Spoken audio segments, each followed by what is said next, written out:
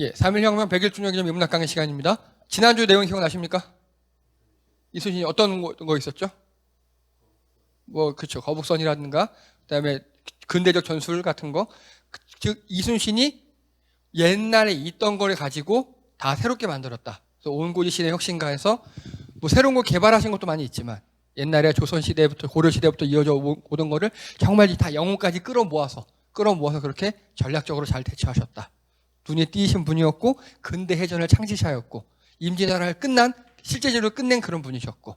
자, 오늘은요, 이제 이순신 장군님의 인간적인 면, 그런 쪽으로 한번 보도록 하겠습니다. 제목을요, 제가 사람을 바꾼 혁신가로 했습니다. 사람을 바꾼 혁신가. 자, 이순신 장군님이 활약하시던 당시 상황을 좀 아셔야 이게 이해가 돼요. 당시에 이게 대동여 지도죠? 예. 지금 우리는 요 반 띵 잘라서 밑에 남한만 대한민국이지만 그때 전체가 다 우리 조선이었어요. 한양에 이순신 장군을 제일 싫어하는 사람이 누구였을까요? 한양에서. 빙고. 좋아. 훌륭해. 바로 이 사람입니다. 선조 임금을 이렇게 연기해요. 이렇게 연기해요. 실제로 거의 그래 비슷해요. 근데요, 이해가 돼요. 또 어떻게 보면 선조도 되게 불쌍한 임금이에요. 또 자, 이 선조가요.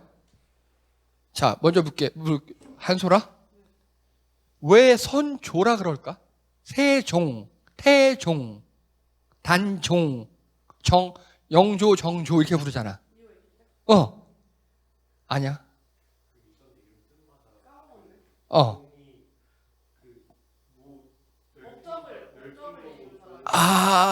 그쪽은 혹시 아세요? 아십니까? 간단합니다. 아빠가 왕이면 종이에요. 이해되세요? 아빠가 왕이면 종이에요.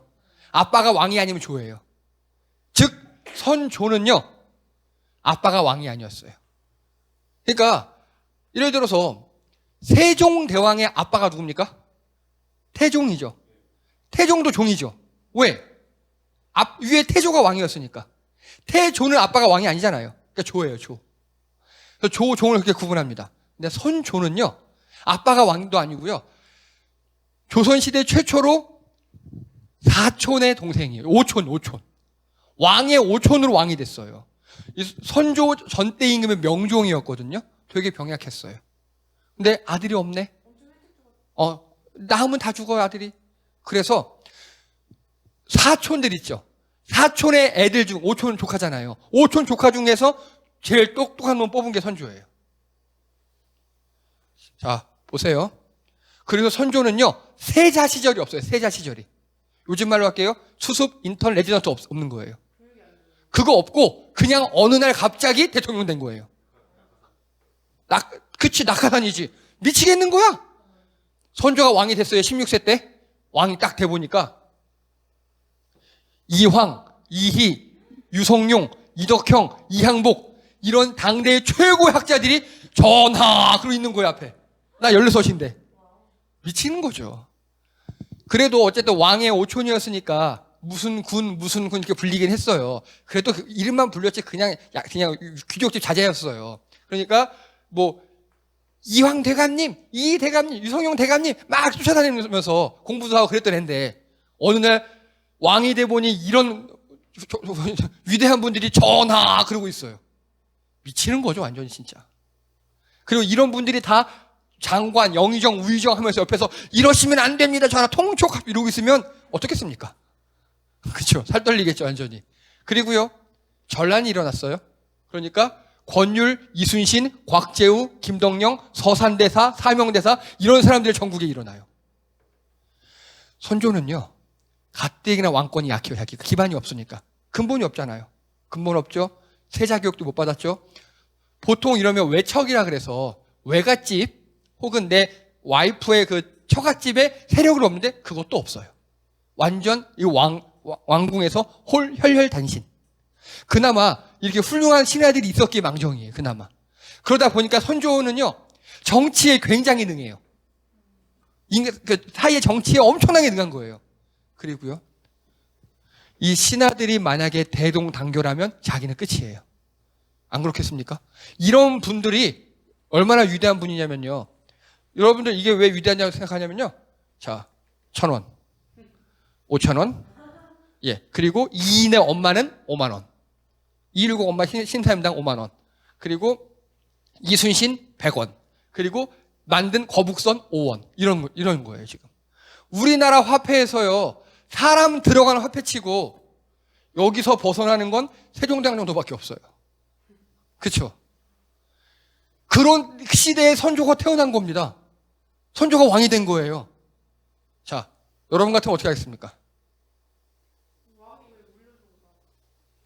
어떻게 하겠습니까? 그거예요. 컴플렉스가 생겼어요. 맞아, 그게 생긴 거야. 그래서 선조는 어떻게 하냐? 누가 뭐라고 장계를 올리잖아요? 이건 안 돼를 못해요. 안 돼를 못해요. 다 물어봐야 되고, 그러다 나중에는 내가 또 컸어요. 반관계를 씁니다. 이관계. 간단하게 이황 둘이 싸움 붙여. 유성룡 이덕형 싸움 붙여. 그걸 뭐라고 합니까?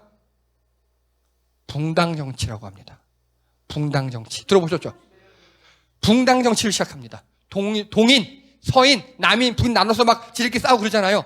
그게 바로 선조가 만든 거예요. 그게 갈라놨어요. 다 신하들을. 그래서 붕당정치를 하고요. 여기. 그러니까 신하들이 다 갈라져 있어요, 지금. 신하들이 갈라져 있고, 그래서 동인과 서인들 중에서 한 명씩 뽑아서 일본에 보내요. 과연 쟤네들이 쳐들고 갔냐 안 갔냐 물어보는 거예요. 그러니까 동인 서인 대표가 가서 동인이 사실을 얘기해요. 쟤네 쳐들어올 것 같아요. 군사력 강하고요. 준비해야 돼요. 10만 양병설 들어보셨죠? 막 주장해요. 그러니까 서인은 자기도 봤잖아요. 근데 그렇게 안 해요. 동인 아닌데요? 이렇게 얘기합니다. 그래서 어떻게 됐을까요? 10만 양병설은 아니지만 그러면 각자 지역에서 준비하게 하자 이 정도 내렸어요. 그래서 이순신이 내려간 거예요. 그래서. 그러니까 선조는 늘 그런 식이에요. 늘 그런 식. 반띵에서 싸우게 만들어 신하끼리 싸워서 약하게 하고 중간에 중도를 택해. 중립이 아니에요. 중도를 택해요. 그랬어요. 그리고 그래서 여기 이 밑에 이순신이 활약하고 있습니다. 근데 이 이순신이 밉잖아요, 또. 이순신 미우니까 이 사람 특기가 뭐라고요? 신하들끼리 싸움 시키는 거라 그랬죠. 누구 하나를 꽂아요. 빙고. 예. 이거 이간책과 붕당정치를 시작하면서 그리고 원균이를 꼽습니다. 여기 전라도에는 이순신, 경상도에는 원균 이렇게 꼽아놓습니다. 원균은요, 예, 거의 균이에요. 그렇진 않아요. 나중에 결국 이순신이 삼도 수군 통제사라 그래서 밑에 요즘 말로 하면 해군 다 먹어, 다 관리해요, 다. 그래서 요걸 아셔야 돼요. 그러면 원균은요, 누가 꽂았다? 왜?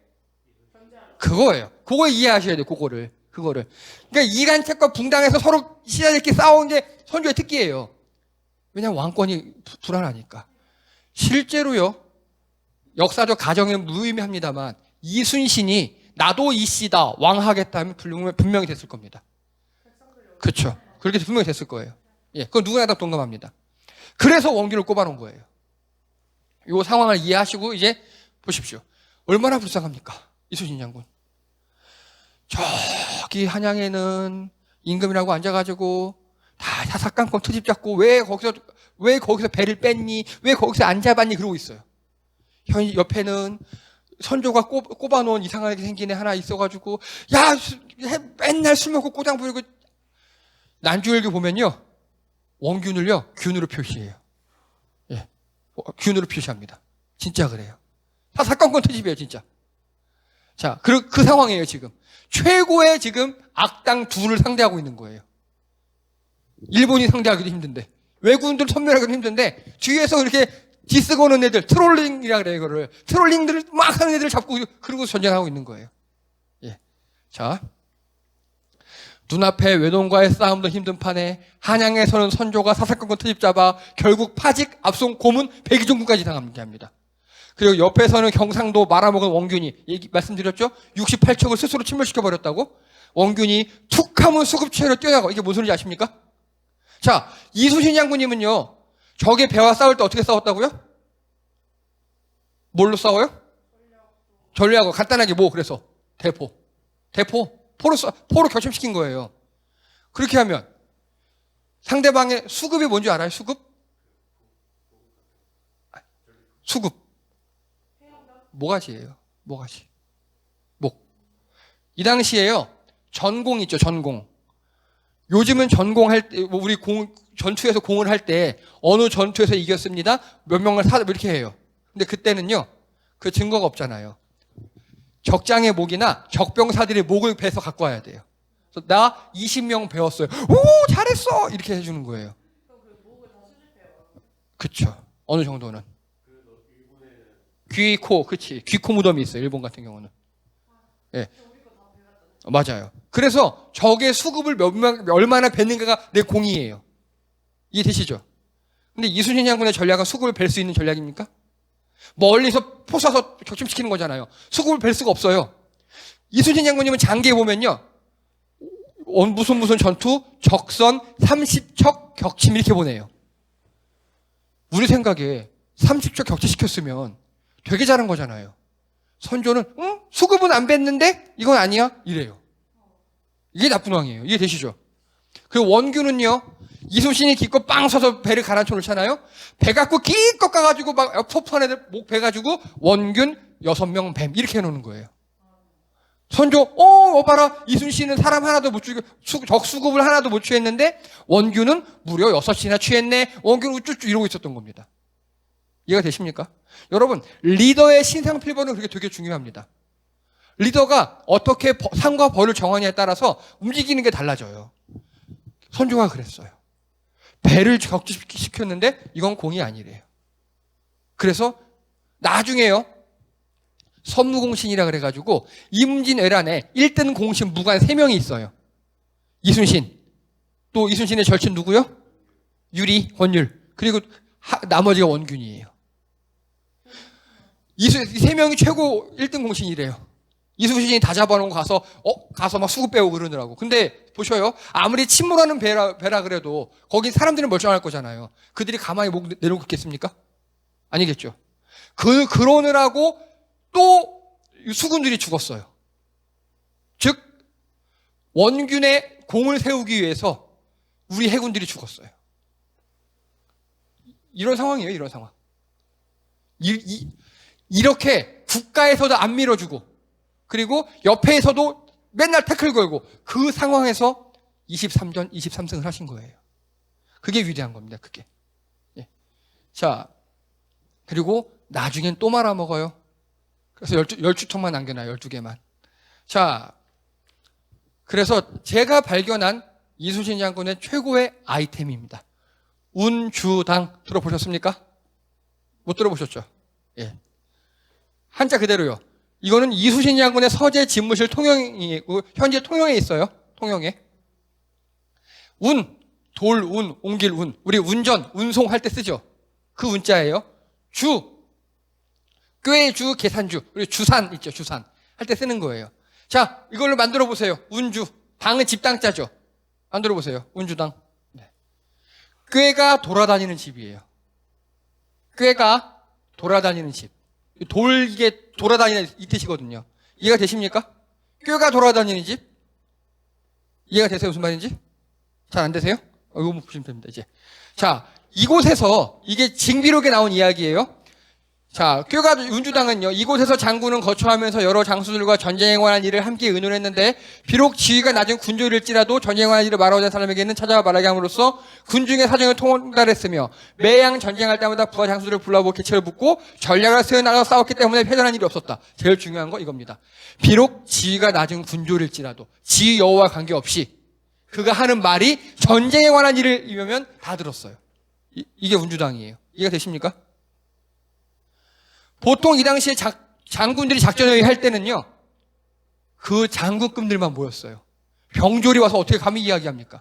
근데 그렇지 않아요. 이순신 장군님은요, 어떤 생각 갖고 있었냐면, 병졸은 어디서, 고향이 어딜까요? 거기에요, 늘. 이해되세요? 이순신 장군님 고향은 서울이에요. 근데 병졸의 고향은 거기에요. 그래서 늘 거기 사람한테 물어요. 여기 물때가 어떻게 되니? 여기 어디가 어떻니? 여기는 어떻니? 어떤 소나무 어떤 특징 갖고 있니? 그 소나무로 만든 게 거북선이고 튼튼한 해송으로 만든 게 거북선이고 그 물때를 따라서 작전 짠 게 23년 한 거잖아요. 이순신 장군님은요. 귀가 열린 분이에요. 지위 고와 관계없어요. 그래서 이게 운주당의 그림입니다. 현재. 운주당. 여기서 제일 중요한 두 개 포인트가 있어요. 첫 번째 뭐냐? 바로 이 운주당 앞까지 이어진 이 돌길이에요. 무슨 소리입니까? 이 돌길은요, 우리 경복궁에나 볼 수 있는 거예요. 근데 이순신 장군님은요, 그 돌길로 만들어놨어요, 여기를. 왜요? 누구나 오란 소리예요. 누구나 오라고. 이 돌길로 누구나 달려오라. 여긴 다 옆에 흙이거든요. 비 오면 푹 빠지고 그럴 거예요. 돌길을 만들어놔서 누구나 와라. 누구나 와라. 그리고 지금 작아서 잘 안 보이죠? 큰 화면으로 보여드릴게요. 이겁니다. 이거. 확대한 거예요. 어떻게 보이십니까? 집무실이 마루에 있어요. 그쵸?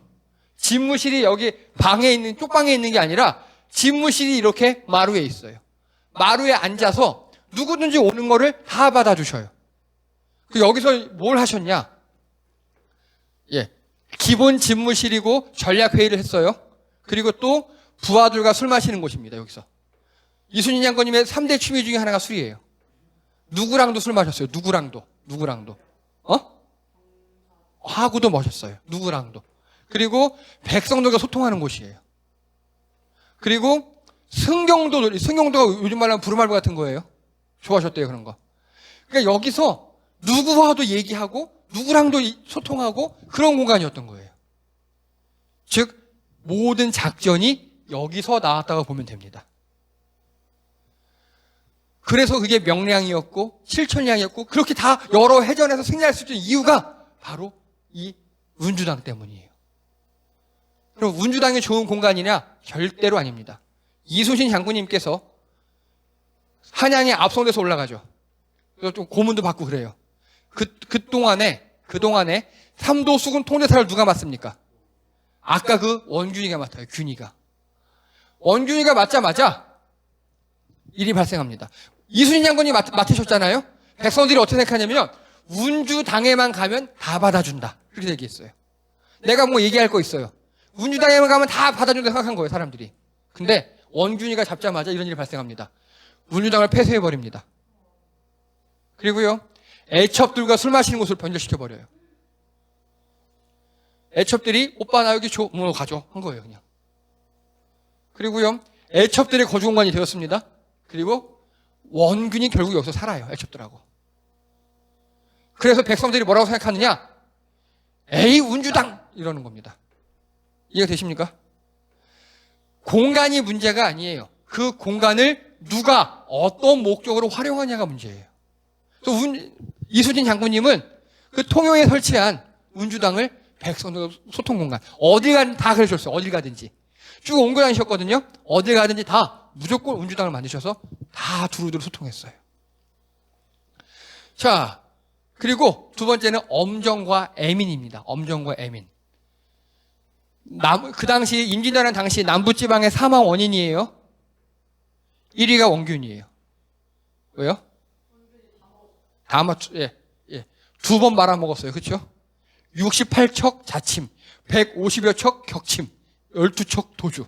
이거 가지고 결국 나중에 이순신 장군님이 신에게 아직도 그거 한 거잖아요. 자, 이만큼 자침은 빼고라도 150여 척 격침당했대요. 우리나라 판옥선 한 척에 몇 명 탔다고요? 150명. 150, 1호, 1호, 225. 22,500명이 죽은 거예요. 대충. 한 방에. 한 방에. 1위가 원균이에요. 2위는요, 역병입니다.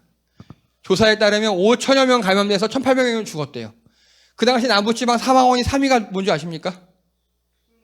아니요. 이순신이에요. 총 군법에 따라 100여 명을 참수했어요. 되게 엄정하셨어요. 근데 그 대다수가 아전 알죠? 아전. 이방들이 그 지역에서 이렇게 군수품을 모아온 역할을 했는데 그거를 이방들이 땡까요. 다 땡까 먹어요. 중간에 빼먹고. 그러면 바로 참수. 탈영하면 또 바로 참수. 그래서 나중에는 결국 백성들이 탈영을 안 해요. 아니, 그 군인들이 탈영을 안 해요. 왜냐? 이순신 장군님 군대가 제일 안전하거든요.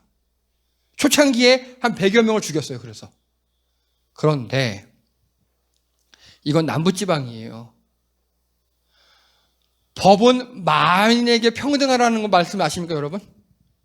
이순신 장군님은요, 이걸 철저하게 적용하셨어요. 그래서 나나 내 밑에 사람이나 저 밑에 병졸이나 똑같이 적용하셨어요. 실제 이순신 장군이 바로 밑에 있는 부장 중에 하나가 탈영하다가 죽었어요. 참수당했습니다. 법 적용에 있어서 누구나 공정하게, 만인에게 평등하게 그렇게 하셨습니다. 이게 엄정입니다. 요즘 어떻습니까, 여러분? 느끼시기에. 우리나라 법이 만인에게 다 평등합니까? 그런 거 안 같죠? 우리나라 법 적용이 지금. 예. 제가 좋아했던 돌아가신 노회찬 의원이라는 분은요, 법은 10,000명에게만 평등하다고 그렇게 말씀하셨어요. 예. 고위층엔 벽에 평등하대요, 고위층에는. 근데 그렇지 않은 자에게 엄청나다 그러더라고요. 저도 많이 공감합니다. 예. 어쨌든. 그래서 이거를요, 전국 사망 원인으로 보잖아요, 전국? 그러면 순위가 바뀌어요. 영위에 아사가 있어요, 굶어 죽는 거. 즉, 간단하게 다시 말하면, 남부지방엔 아사자가 어땠다? 거의 없었다. 거의 없었다. 어떻게 가능할까요? 비슷해요. 그리고 남부지방은 바다랑 붙어 있잖아요. 호남 지역 되게 곡창지대라 그랬죠. 백성들은 그걸 일구게 하고 수병들은요, 수군들은 평소에 고기잡이를 시켰어요. 그러니까 음식이 풍족하지 못해도 굶어 죽는 사람은 없었어요, 남부지방에는. 그 당시 여러분 혹시 이 사진 아십니까? 봤구나. 킹덤이라는 넷플릭스 영화의 시발점이에요. 이 아이가 한양에서 좀비에게 죽은 거예요. 한양에서. 근데 이게 지금 부산이에요, 부산. 부산에서 이 사람들이 이 아이를 잡아먹어요. 끓여 먹어요. 그리고 전체 다 좀비가 돼요. 그 설정에 보면요, 이 사람들이 극도로 가난하고 지금 기근에 시달린다 그래요. 봤으니까 기억나지? 전란 이후 3년. 경신대기근이라 그래요. 예. 그 킹덤이 임진왜란 후 3년째 바탕을 두고 한 거거든요. 근데요, 똑같은 시기에, 예, 똑같은 부산이에요, 지금. 부산의 시장으로 임명된 애예요. 이렇게 막 파티 벌이고 잔치 벌이고 닭고기 막 버리고 그러고 있어요. 같은 날에 백성들은 이렇게 먹을 게 없어서 사람 먹어요. 그래서 좀비가 됐어요. 근데 고위 관료들은 이렇게 먹고 살았어요. 똑같은 날에. 저는 킹덤을 보면서 저도 봤거든요. 어떻게 느꼈느냐? 고위층이 이렇게 부패하니까 백성들이 진짜 부패해서 좀비가 되었구나. 그리고 결국 킹덤 마지막 장면 어떻게 되지? 자, 킹덤 마지막 장면의 무대가 어디야? 장소. 봤구나, 너도. 예. 바로 궁궐이에요. 예. 그래서 저는요, 킹덤을 보면서 고위층이 썩어서 백성들은 진짜 썩어서 좀비가 됐고 그 백성들이 결국 썩은 상태로 왕을 바꿔요. 왕을 바꿔요. 새로운 왕이 나타나요. 저 킹덤을 그렇게 봤어요.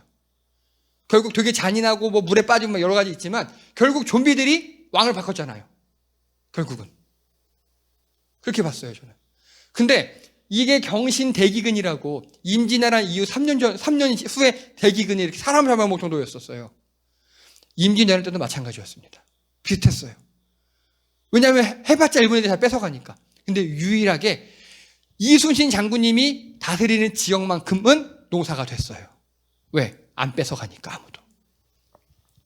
그래서 보면요, 이게 기록에 나온 겁니다. 당시 조선 수군의 병영식, 소고기, 돼지고기, 사슴고기, 개고기, 전복, 대구, 청어, 숭어, 조기, 고래, 꿩, 떡, 국수, 약식, 식판, 홍시, 꽃감, 참기름, 벌꿀, 무, 연포, 수박, 동화전, 귤. 엄청나죠? 조선 수군의 식단이에요, 이게. 너 훈련소에서 이렇게 먹었냐? 요즘 있죠. 요즘 훈련소에서 먹는 식단에 버금갑니다. 그치? 여기도 마찬가지. 그런 것도 소고기, 돼지고기, 사슴고기, 개고기, 뭐 고래고기, 꿩고기 막 이렇게 나오는 거야. 이순신 장군님은요, 이거를요, 병사부터 장군까지 동일하게 먹었어요. 물론 병사들은 그 소고기를 100명, 1000명이 먹어야 되니까 국으로 끓였겠지만 이순신 장군님 개인 요리사 어떻게 해줬겠죠. 재료는 동일했습니다. 재료는. 그게 바로 애민이었어요. 이순신 장군님의. 최소한 먹는 건 다 보장해줬어요. 백성들은 어떻게 하는 줄 아십니까? 백성들? 물김치, 밥, 뭐 그런 거 있잖아요. 어쨌든 이순신 장군님께 가면 굶어 죽지 않는다. 그게 법칙으로 통할 정도로. 무조건 살려줬어요. 무조건. 그리고 그뿐만이 아닙니다. 이걸 다 했죠.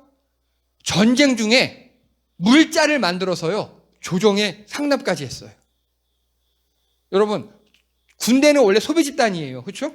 먹을 거 대줘야 되고 물자 다 대줘야 돼. 그걸 군수 보급이라 그러잖아요. 되게 중요해요. 근데 이순신 장군은요, 군수 보급 없이 그걸 다 알아서 해결하고 남아서 조정에 바치기까지 했다고요. 대단한 분입니다, 진짜. 그리고요, 여러분 어사방문수 아시죠? 어사방문수 들어보셨죠? 정조 때 인물이에요. 그 사람이 쭉 충청도 지방을 보니까 이러다가 안 되겠어요. 누가 쳐들어올 것 같아. 여기 수군을 키워야 될 것 같아. 충청도 지방에. 영조한테 이제 문자를 칩니다. 대왕님, 여기 배 만들고 뭐 해야 될 것 같아요. 돈 좀 보내주세요. 영조가 네가 해. 방문수 다시 답을 보냅니다. 저는 이순신 장군님이 아닙니다. 그렇게 못해요. 실제 이게 지금 우리 나와 있는 기록입니다. 이순신 장군님 한 명이 너무 위대한 일을 하셨기 때문에. 자, 그런데 보세요. 전쟁 중 조정의 진상에도 했다 그랬죠. 뭔가 만들어가지고. 누가 만들까요? 이걸 누가 만들어요? 만드는 거. 백성들이 만드는 거예요. 그렇죠? 원균 때는 어땠을까요? 그 똑같은 자리에 이순신 장군이 없어지고 원균이 들어왔을 때 다 도망갔어요. 그 백성들이. 그래서 이순신 장군님이 다시 이제 고문에서 풀려나서 다시 부임할 때 제일 첫 번째 할 일이요. 우리 보통 다시 부임하면 빨리 말 타고 가야 될 것 같잖아요. 안 그랬어요. 천천히 남도지방을 돌면서 왔어요. 내가 다시 복귀했다고. 백성들 다시 모이라고. 그렇게 돌아오셨어요. 자, 근데 이순신 장군님은 이 모든 거는요, 인문학적 소양에서 전 나왔다고 봅니다. 여러분, 군인들은 싸움만 잘하면 짱이죠. 원균, 권율이 그런 사람들이었어요. 근데 이순신 장군님은요, 이게 뭡니까? 예, 난중일기. 전쟁 중에 하루도 일기를 빼먹지 않았어요. 물론 지금 소실된 게 있긴 있어요. 근데 소실된 거지 하루도 일기를 빼먹지 않았어요. 여러분 어떠십니까? 일기 매일 쓰십니까? 보세요. 하루 종일 작전 짜고 훈련하고 막 그러고 와서 밤에 와서 일기 쓰고 있다고요. 요즘처럼 일기를 손으로 쓰고 컴퓨터 쓰는 것도 아니에요. 일기 쓰려면요, 해보셔서 아시죠? 서예 많이 해보셨잖아요. 편편한 데다가 펴놓고 서진 받치고 묵 갈아서 소매 잡았고 이렇게 쓰고 있는 거잖아요. 그러고 있는 거예요, 지금. 난중일기를. 그러고 있었어요. 그리고 이순신 장군님의 특기가 뭔지 아십니까? 특기. 독서예요. 독서. 책을 무지무지 많이 읽으셔요. 그리고 그래도 보니까요, 혹시 이게 뭔지 아십니까? 이게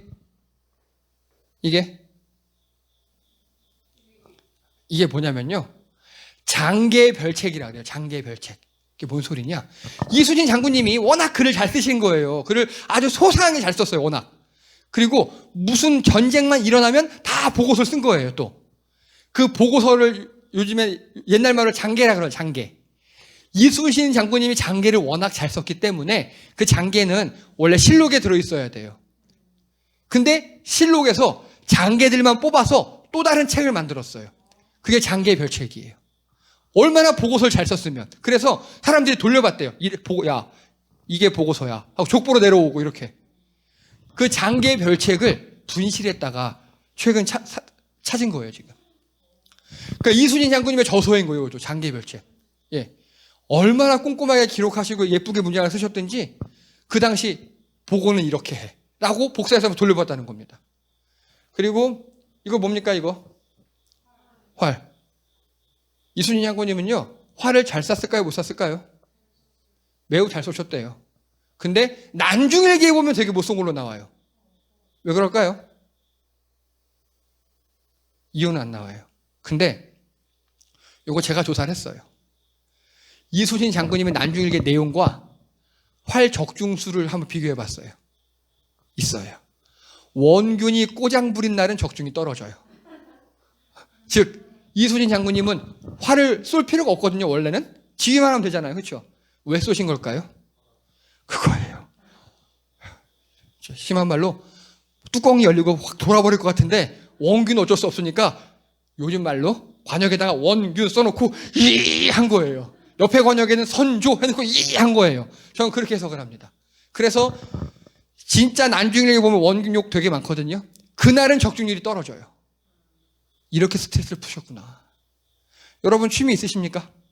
여러분이 뭔가 이렇게 꼬였을 때 건전하게 해소할 취미가 있으셔야 돼요. 이순신 장군님 그게 있으셨던 것 같아요. 이제 정리합니다. 마지막입니다. 이순신 장군님의 죽음에 대해서 많은 말이 되게 많아요. 저도 그렇게 생각해요. 되게 수상해요. 뭐 자살했다, 아니다, 안 죽고 어디 살아계신데 이렇게 선조가 죽을 것 같으니까 맞아요. 왜냐하면 선조는요, 아까 김덕령 장군이라고 그 사람은 의병장이에요. 의병 출신인데 그 김덕령 장군을 백성들이 엄청 따랐어요. 선조가 죽였어요. 그걸 보고 다른 곽재우리 의병장은요, 머리 깎고 절로 들어가 버렸어요. 이순신 장군도 되게 아마 불안불안했을 거예요. 내가 여기서 완전히 이겨버리면 죽을 수 있다. 그래서 제 현재까지 결론은요, 이순신 장군님이 실제로 총탄에 전사하셨는지, 외국 총탄에 전사하셨는지, 이건 되게 근데 가능성이 드물어요. 왜냐하면 지금까지 한 번도 안 죽었고요. 하필이면 마지막 전투에 그랬고요. 우리 이 거북선이나 판옥선은 철저하게, 특히 판옥선은 적 총탄 밖에서 훈련되어 있었고요. 앞으로 일부러 가서 나 쏴 이 전에는 안 맞는 게 정상이고요. 그리고 또 여러 가지 정황을 볼 때 맞는 건 힘든 것 같아요. 그렇다고 자살했다는 그것도 약하고 또 어디 죽은 척하고 은둔했다는 것도 약해요. 그래서 현재까지 결론은요, 육체적으로는 모르겠어요. 저도. 근데 확실히 정치적으로는 그때 죽었어야 했어요. 그때 안 죽었으면 역적돼요. 이순신 장군이 거기서 안 죽고 살아남았어요. 그래서 선조에게 장기를 보냈어요. 이제 임기자는 다 끝났어요. 왕. 보낸 순간 선조는 여러 가지 죄목을 씌워서 이순신 장군님을 죽였을 거예요. 즉 정치적으로 죽기 전에 어쨌든 현실적으로는 죽게 된 것 같아요. 근데 그게 이제 자살인지 진짜 총에 맞았는지 드라마틱하게 맞았는지 은둔했는지는 아직 밝혀지지 않고 있습니다. 그게 너무 가슴이 아파요. 이순신 장군님도 그거를 아셨는지 기록을 엄청 꼼꼼하게 해놓으셨어요. 모든 것들을 다. 자기가 가도 기록은 남아있게. 예, 제가 이렇게 2시간 동안 이순신 장군님 대해서 했습니다. 요즘에 참 볼 게 많은 것 같습니다. 우리가 본받을 점이 많이 있습니다. 여러분 잘 생각하시고요. 또 이런 분이 우리나라에 있었다는 걸 자랑스러워하시는 여러분 되시기 바랍니다. 예, 감사합니다. 이상입니다.